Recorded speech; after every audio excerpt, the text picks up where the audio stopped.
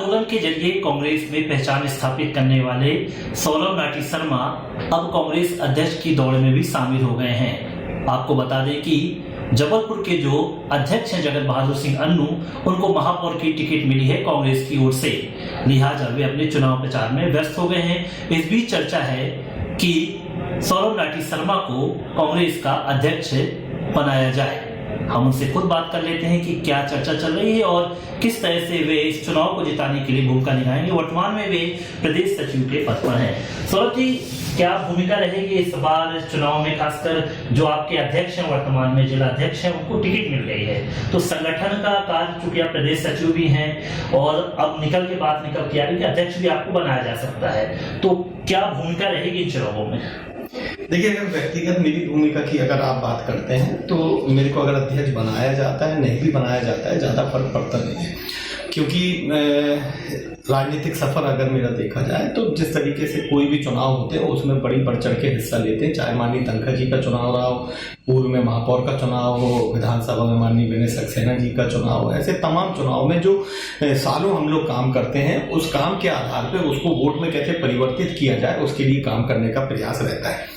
दूसरी तरफ जहां आपने अन्नू भाई की बात करी, निसंदेह अन्नू भाई का एक बड़ा लंबा राजनीतिक जीवन है और उन्होंने समाज के हर वर्ग को, हर तबके के बीच काम किया है और एक ऐसी निष्पक्ष छवि वाले व्यक्ति को कांग्रेस पार्टी ने महापौर का चुनाव दिया है। उनका व्यक्तित्व, उनके चुनाव लड़ने की शैली, साथ में बराबरी से संगठन का काम करना, निसंदेह दोनों का जब कॉम्बिनेशन होगा तो कांग्रेस पार्टी महापौर का चुनाव जबलपुर में जीतने जाएगी। कई बार दिक्कतों का सामना करना पड़ सकता है।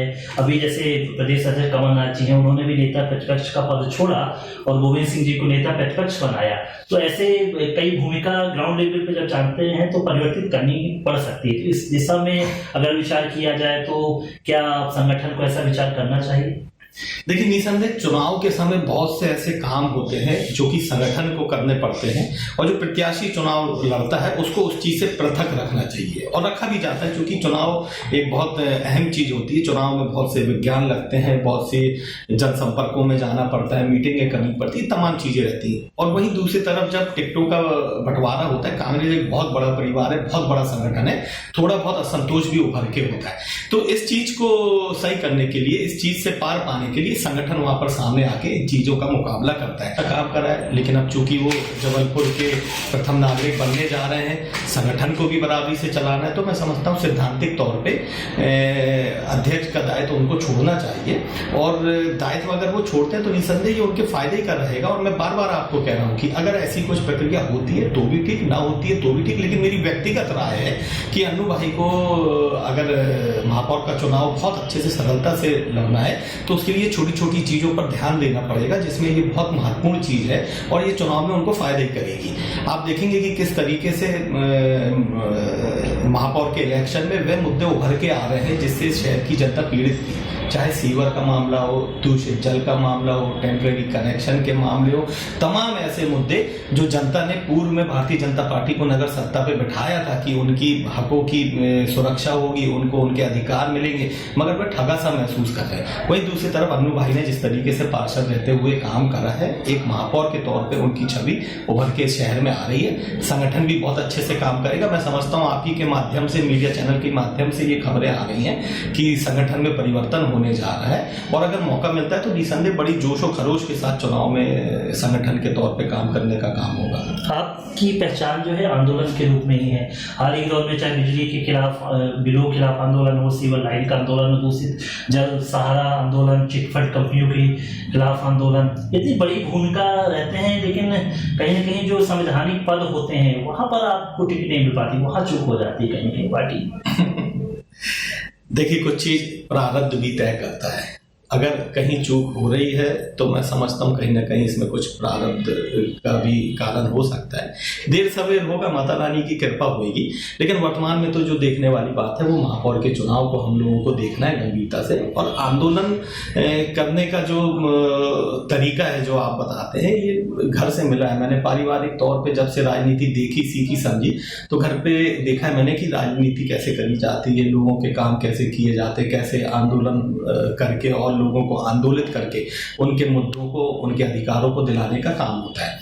तो चाहे बिजली के बिलों का मामला हो, विद्युत विभाग के खिलाफ आंदोलन हो, चाहे सीवर का हो, चाहे दूषित पेयजल का हो, ये सब ऐसे मुद्दे हैं, चाहे सहारा के निवेशकों का, चिटफंड का, ये ऐसे मुद्दे हैं जो एक बड़े वर्ग को इफेक्ट करते हैं। आज सहारा में लाखों रुपए लोगों का जमा है, वह अपनी पूंजी तक पाने के लिए तरस रहे, उस आवाज को कौन उठाएगा?